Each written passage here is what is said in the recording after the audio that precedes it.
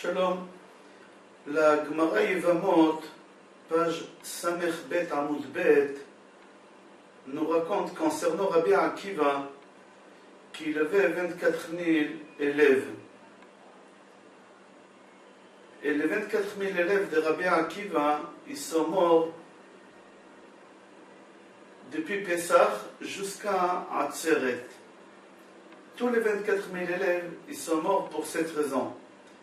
Et toujours nous on dit qu'ils sont morts parce que l'onahagu kavod zé bazé. Ils n'ont pas fait kavod un à l'autre. Rabbi Akiva donne lui-même, leur Rav donne une autre réponse dans notre Gemara. Rabbi Akiva dit She'anehem haïta tsara batora zé lazé. On ne comprend pas qu'est-ce qu'il veut dire Rabbi Akiva. Qu'est-ce qu'il veut dire ces choses-là? She'anehem haïta tsara batora zé bazé. On ne comprend pas ce qu'il veut dire Rabbi Akiva. Ça ne veut rien dire. Qu'ils enviaient un l'autre dans la Torah. Au contraire, c'est bien. On dit qu'il atzufrim tarbe chokhma. Qui ça rend encore, quand on est jaloux de quelqu'un qui étudie, ça rajoute encore sur la sagesse. Pourquoi? Parce que moi je vais étudier mieux que lui. Et je vais avancer, je vais me développer. Et ça rajoute encore dans la sagesse. Alors qu'est-ce qu'il veut dire Rabbi Akiva? She'anehem haïta tsara batora zé bazé. J'ai trouvé dans une Gemara qui s'appelle Menachot, page Samechet Amoud Bet. Là-bas, la Gemara nous raconte une histoire que Rabbi Yehuda bar Nechemia, il a répondu à Rabbi Tarpon sur une question qu'il lui a demandé.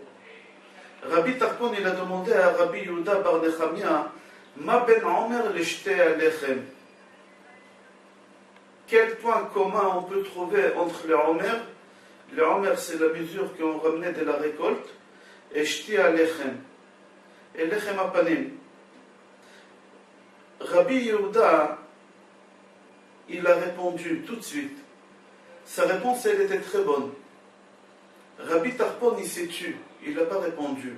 Rabbi Akiva, il était à côté. Quand il a vu ça, Rabbi Akiva, il s'est retourné vers Rabbi Yehuda bar Nechemia, et il lui a dit, ça t'a plu ça qu'il n'a pas pu te répondre? Que Rabbi Tarpon, il s'est tu. J'ai vu sur ton visage qu'il était rayonnant. Tu étais joyeux, que tu as pu lui répondre comme ça de tac au tac. Je ne crois pas avec cette joie-là que Kadosh Baruch Hu, il va te pardonner et il te laissera vivre jusqu'à Atzeret, jusqu'à Shavuot. Cette histoire, elle s'est passée pendant le conte de Omer. Le Gemara raconte qu'on a cherché Rabbi Yehuda bar Nechemia à Shavuot et on ne l'a pas trouvé. Quand ils sont partis chez lui à la maison, ils ont dit Shavak Kol Chai. Il a quitté ce monde. Comme il lui a dit Rabbi Akiva. C'est-à-dire, de cette histoire, on voit qu'en réalité, que ce n'est pas la haine chas v'shalom qu'ils avaient entre eux. Ce n'est pas les mauvais caractères qu'ils avaient entre eux. Ils se faisaient mal entre eux parce qu'ils avaient la joie de la Torah qui les faisait voler, qui ne se sentaient plus. C'est sans faire exprès, ce n'était pas par méchanceté qu'ils faisaient ça. Et c'est ça qu'est-ce qu'il voulait dire Rabbi Akiva. Même qu'au fond de leur pensée, c'était pour la bonne cause, cette joie, c'est la joie de la Torah. J'ai le droit. Mais faire du mal en même temps à quelqu'un d'autre, même que c'est pour la bonne cause, ça s'appelle jouer avec le feu. Et quand on joue avec le feu, c'est pas possible qu'on ne se brûle pas. Il faut que quelqu'un paye cette chose-là. On voit ça chez qui? On voit ça entre Pnina et Chana. Chana, elle était stérile. Elle ne pouvait pas avoir des enfants. Son mari a pris une deuxième femme. Il n'a pas divorcé Chana. Il a gardé Chana, mais il a pris une deuxième femme. La deuxième femme, Pnina, elle lui a apporté 10 enfants. Hana, elle était toujours stérile et elle priait à Kadosh Baruch Hu du fond de cœur. Mais ce n'était pas assez cette prière. Pnina, à chaque fois, elle taquinait Hana en lui disant: quand est-ce que tu vas acheter des habits pour ton petit-fils? Quand est-ce que tu vas acheter le même manteau à ton fils que j'ai acheté à mon fils? Où tu es sorti te promener hier avec tes enfants? Elle la taquinait, elle lui faisait du mal. Et elle a prié encore beaucoup plus fort. Akadosh Baruch Hu, il a écouté la tfila de Hana. Et Hana, elle a eu 7 enfants. Akadosh Baruch Hu, il a puni Pnina. On a dit que Pnina, il a eu 10 enfants. Et Hana, elle a eu 7 enfants. Comme c'est marqué dans Shmuel Aleph, chapitre Bet, Père et Pasuk Hei, c'est marqué là-bas, Ad Akara, celle qui était stérile, Yalda Shiv'a, elle a eu 7 enfants. Rabat Bani, mais celle qui a eu beaucoup des enfants, c'est-à-dire celle qui a eu les 10 enfants, Umlala, elle était malheureuse. Qu'est-ce qui s'est passé là-bas? Le Midrash raconte que chaque fois qu'entre Hana, elle a eu un enfant, Pnina, elle a enterré 2 enfants le jour même. C'était la punition de Pnina parce qu'elle a fait du mal à Hana. Chaque fois qu'entre Hana, elle apportait un enfant dans le monde, Pnina, elle enterrait le jour même 2 enfants. Le Midrash raconte, le jour que Hana, elle a eu son 4e enfant, Pnina, elle venait d'enterrer encore 2 enfants. Au total, ça faisait 8 enfants qu'elle venait enterrer sur 10. Quand Hana, elle est tombée enceinte la 5e fois, et normalement, après cette grossesse, Pnina, elle doit enterrer les 2 dernières. Pnina, elle s'est étalée par terre, elle s'est mise à genoux devant Hana, en lui demandant pardon. Et elle lui a dit: je te supplie, prends mes enfants, c'est tes enfants, c'est plus mes enfants, j'ai plus d'enfants, on va les appeler sur ton nom. Hana, elle a accepté. Akadosh Baruch Hu aussi, il a accepté, il a épargné ses 2 enfants, ils ne sont pas morts. Il faut savoir pourquoi Pnina, elle s'est conduite comme ça. Est-ce que Pnina, c'était une femme méchante? Impossible. Son mari, c'était un tzaddik, jamais il aurait pris une femme pareille. Pnina, c'était une sainte. En vrai, elle faisait du mal à Hana. Au contraire, pour qu'elle puisse avoir des enfants. Elle se disait dans sa tête, pour qu'une prière elle aboutit, il faut qu'on la fasse du fond du cœur. Et pour faire une prière du fond du cœur, il faut comprendre c'est quoi la chose qu'on veut. Et elle veut des enfants, mais elle ne sait pas. Jamais elle a porté un enfant dans son ventre. Elle ne sait pas c'est quoi être enceinte. Elle ne sait pas c'est quoi les contractions. Elle ne sait pas toutes ces choses-là.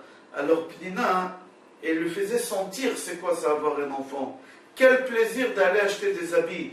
Quel plaisir de sortir et se promener avec son fils au jardin. Le Midrash là-bas dit quand elle était enceinte, elle lui demandait qu'il lui fasse des massages dans son ventre.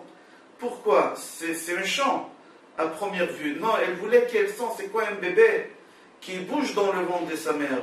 Et comme ça, elle fasse la prière du fond du cœur. Et en vrai, en fin de compte, ça a marché, ça a fonctionné.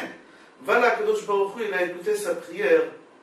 Et Hana, elle a eu 7 enfants.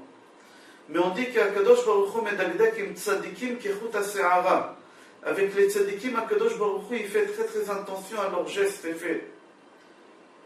Et puisqu'elle a fait ça, même pour la bonne cause, mais en même temps, elle faisait du mal à Hana, il faut qu'elle paye.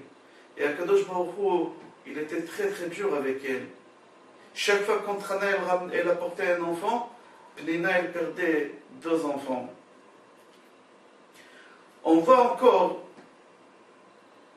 une 3e histoire dans le Talmud, quand on ne fait pas kavod à l'autre. Comment Akadosh Baruch Hu il fait attention? Les 2 histoires que je viens de raconter, c'est entre les êtres humains, entre un homme et un homme. La première histoire, c'était entre Rabbi Yehuda ben Nechemia et Rabbi Tarpon.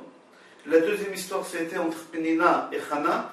Là, je vais vous apporter une histoire qui est très connue entre un ange et un homme. Vous savez, on dit qu'il y a Arba'a alou la Pardes.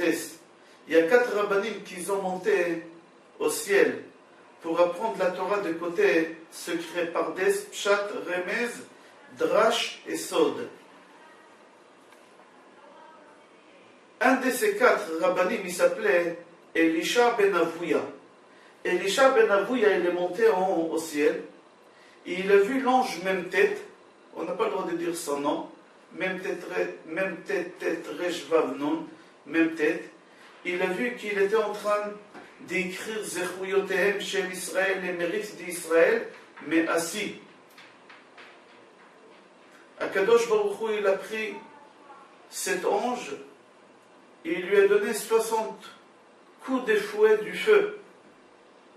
Pourquoi tu t'es pas levé devant Elisha ben Avouya? Comment c'est possible de ne pas se lever devant un rabbin? Quand il y a un Sefer Torah qui passe, on se lève tous. Mais quand il y a un rabbin, il passe, personne ne se lève presque. C'est un Sefer Torah, mais à l'air. Un Rav, c'est un Sefer Torah qui marche. Pour un Sefer Torah qui est dans l'armoire, on se lève, mais pour un Rav, on ne se lève pas. Toi, l'ange, même tête, tu devais te lever devant lui. Tu t'es pas levé devant lui, tu as manqué de respect. Akadosh Baruch Hu otsio me'achrei pargot. Akadosh Baruch Hu, il a fait sortir derrière ce rideau du feu. Et devant Elisha ben Avouya, il lui a donné les 60 coups de fouet pour lui montrer comment on doit respecter un Rav. Celui qui ne respecte pas un Rav, voici sa punition. Akadosh Baruch Hu, il était très méticuleux aussi avec les élèves de Rabbi Akiva. Ils ne se sont pas fait de mal entre eux. Ils n'avaient pas la haine entre eux. Ils n'avaient pas d'arrière-pensée, chas v'shalom, pour se faire du mal. C'est uniquement le mal qui se faisait entre eux. C'était avec la joie de la Torah. Ils ne se rendaient même pas compte, les élèves de Rabbi Akiva, de ceux qui faisaient. Maintenant, combien on est en train de dépasser cette période de Omer, comment on doit être très intentionné quand on répond à notre femme, à nos collègues, à nos amis, à nos voisins, à nos élèves, même à nos enfants. C'est impossible de jouer avec le feu et on ne se brûle pas. Mais Gaon Mevilna a dit, si quelqu'un veut faire des remarques à quelqu'un pour la seule but, pour le piquer ou pour lui faire du mal, et il n'y a rien du bien qui va sortir de ça, c'est un mécréant, c'est un rachat. Ça arrive souvent à la maison, tu veux piquer ta femme, parce qu'elle a fait quelque chose qui ne te plaît pas, et tu veux la piquer pour lui faire du mal. Mais ça ne va rien rapporter après. Ça s'appelle rachat. Mais si c'est pour arranger un problème pour que ça ne se reproduise pas pour la prochaine fois, on a le droit. Mais il faut faire très très attention. Je vous souhaite bracha ve'atzlacha et kol tov.